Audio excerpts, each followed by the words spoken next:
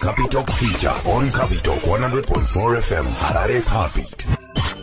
Back then, there was and still is a Shona phrase which says varume ipwere vanorezwa sevana vacheche, which is associated with men's adulterous behaviors. In our society, we can all agree that it is not news for a man to be caught up in an extramarital affair or what is commonly referred as small houses, but it is a taboo or bizarre for a married woman to engage in such an affair. Debatably, even the Christian Bible has been used by some to defend such acts as adultery on behalf of men, citing scriptures like Matthew 5 verse 32, which allude to men being able to divorce their wives on adultery grounds, but there is no mention of when it is the other way round.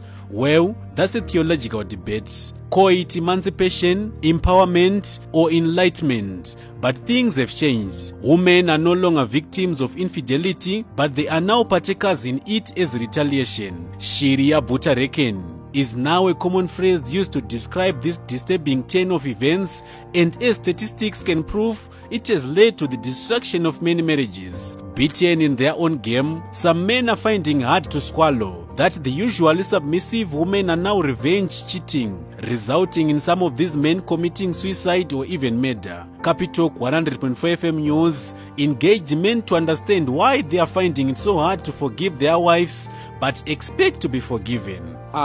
Men on marriage, they are the ones who are paying lowball, right? So can you tell me that I'm paying low? It's more like, alright, ngatimboti ndatenga fiti yangu inini ndongoitengera kuti hanzi community ngaichiuya ichidriver pasina any benefit for me pa fiti yandatenga ndega. You see, I'm not like trying to treat women as material or commodities, but I'm just saying it doesn't add up kuti munhu wakarora otanga kuchita kana kuti munhu panokwazwa munhu kana mukadzi weku next door akachita and the other lady weku vakadzi weku next door vanenge vachiti mukadzi ana kukwana. That's how it's even women and they do say kuti mukadzi uyu akadhakwa chichichichi with men akaita the same cheating and I wanted the same remarks as that other lady a cheater would get and even from men peers, even from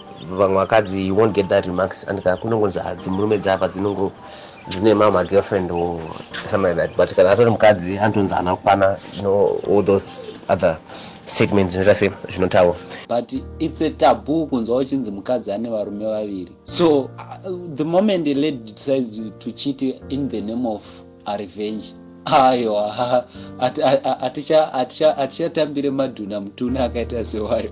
So it go back to human creation, the way we grew up and so forth. Even Bible racho unotonzwa kuti anga ane vakadzi vake vacho vanoti vana King Solomon anga ane vakadzi vakane and so forth zvichienda zvada, but asana mbonzwa uchinzi hanzi Mai Maria vanga ane varume 4.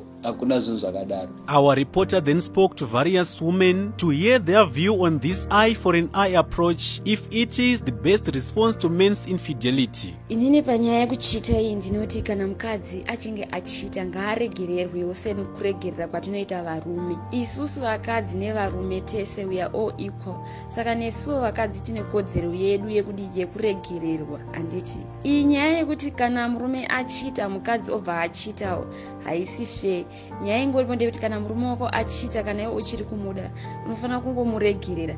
Iyi yekuzorevenge by cheating iyi haizi fair, hazviko and hazvisi zvakaitika. Kana mukadzi akange adaro anenge atotadza zvakanyanyisa, but pakuchita tese ngatiregererane. Varume ngavaregererwe vakadzi, vakadziwo vachiregererwa varume vavo. Like pakasikwa murume pakatorwa mbavhu, isu vakadzi tisakabuda muvarume, which means kuti they value us to an extent yekuti isusu we should submit, we should follow. Sezvinangotaurwa muBhayibheri, we should follow because men are superior. Saka ini nangu personally I think kuti sezvo varume vachivalue vakadzi ndopanoona kuti murume akaenda chero akanorara kubhawa akanodini 3 o'clock anotoziva kuti ndivhureodo kudzoka kumba kwake ambo handowaona because mukadzi akantoziva kuti une mukadzi wako. Chero akaita magirlfriends 5 anoziva kuti ane mukadzi. But when it comes to women, mukadzi akahura aenda and for good, atsoki. Chandoziva ndechekuti murume mwana mudiki ndokutaura kwazvinoita kuti murume mwana mudiki iwewe mukadzi ndounotomuvaka kutoti murume atokuroora ndikachitoda kuvakwa newe unozobuda here kuti handioni zvichiita ini zvitori bvo zvekutoti varume havafanira kuregerera vakadzi vavo vanenge vachiita. It's good nekuti mukadzi haufanira kutidza zvinoitwa nemurume ka iwewe ndiwe mai vemba ndounotofanira kutonamata imba yako kuti imire. Kwezi they should forgive. Isusu we forgive them. Ndo zvavanofanira kungoitawo.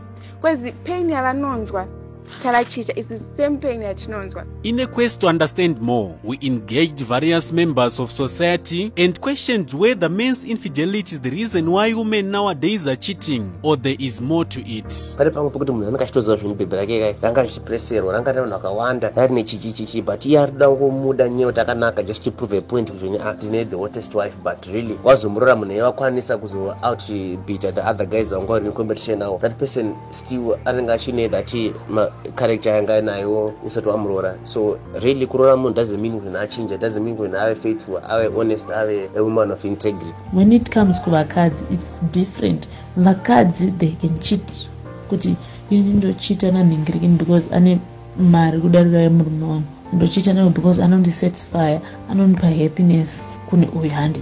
And when it comes to women are easily damaged and easily attached, easily, like they are easy to give emotionally. Waona saka zviri patu itori nyaya hombe yakatosiyana kuti varume vanochita for fun, ava vanochita for serious reason. And ukazotoona mukadzi achita, there is a serious reason behind it. The youths are calling it the Mujolo pandemic, and it has devastating effects as some are even committing suicide.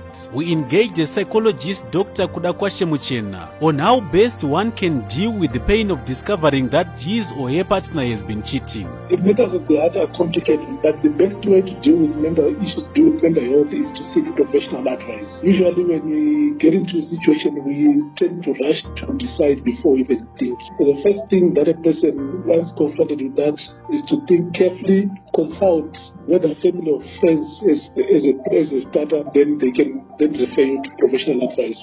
The psychology profession has been very supportive in terms of issues to do with especially suicide, mental health, by offering free counseling services online or physically. The first step to healing is to accept that you have a problem. And the way you can accept that you have a problem is try to open up, to talk to people. The moment you start talking to other people, that's in itself a route to healing. It's an acceptance that you have an issue that needs help. So the moment you do that, then you are then on the road to healing. Can one wrong right another wrong? In this instance, can cheating as a form of retaliation solve the problem of infidelity, or it actually worsens the state of affairs? Marriage counselor in Methodist Church in Zimbabwe, Harare East District Bishop Reverend Edmoch Ota spoke about this issue. It is disheartening to note that a lot of young couples are increasingly breaking up. Marriages are no longer sustainable. But I believe and I trust that it is about the foundation of the people who are in love. Vakambosangana kupi. And once vasangana, what really happened in their courtship? Because that is very, very fundamental in terms of the marriage being sustainable. Are the two individuals compatible, or they are just coming together for the sake of coming together? So the fundamental issue that needs to be addressed is counseling in terms of people who are in courtship. Courtship counseling is very important to see to it if the people are really compatible. Then secondly, there is the revenge cheating that is actually happening in a lot of marriages. This is really wrong, because you cannot build anything on revenge. Once you revenge, then the other partner will come in and try to revenge. Once the other partner revenges, the other partner would want to come in and revenge. The best solution is that people should find time together, communicate, and communicate. Do not hide things from your partner. Communication is the key in terms of sustaining a marriage. But revenge cheating is completely wrong. Communicate, communicate, and communicate. It is in moments like this that I found myself questioning what is wrong with my generation. Cheating, be it in marriages or relationships, is wrong regardless of who is doing it. Let's not normalize what is wrong. Before doing anything, think about the consequences of your actions on others. Don't commit if you are not ready, and remember, there is no pride in hurting other people's feelings. To my fellow men, I would just say, do unto others what you would want them to do unto you. I'm Decent Moyo, reporting for Capital 1.4 FM here in Harare.